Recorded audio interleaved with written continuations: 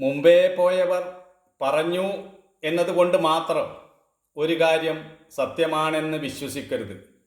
അനേകം പേർ പറഞ്ഞു എന്നതുകൊണ്ടും വിശ്വസിക്കരുത്. എന്തെന്നാൽ അനേകം പേർ സത്യാന്വേഷണമില്ലാതെ വെറും കേട്ടുകേൾവിയെ മാത്രം അടിസ്ഥാനമാക്കി ആവർത്തിച്ചു പറഞ്ഞതായിരിക്കാം. നമ്മേക്കാൾ പ്രായം കൂടിയ ഒരാൾ പറഞ്ഞു എന്നതുകൊണ്ടും അത് സത്യമാകണമെന്നില്ല. ചിലപ്പോൾ കുഞ്ഞുങ്ങൾക്ക് വൃദ്ധന്മാരെക്കാൾ സത്യം പറയാൻ പറ്റും.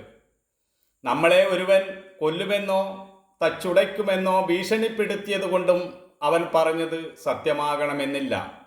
ഭീഷണിയാകട്ടെ മധുരഭാഷണമാകട്ടെ അതൊന്നും തന്നെ അസത്യത്തെ സത്യമാക്കുന്നില്ല.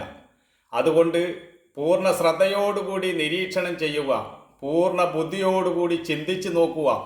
അങ്ങനെ എല്ലാ പരീക്ഷണം കൊണ്ടും ഒരു വസ്തുത മാറാതെ നിലനിൽക്കുന്നു എന്ന് ബോധ്യമായാൽ അത് സത്യമാണെന്ന് കരുതി അതിൽ ഉറച്ച് ജീവിക്കുക.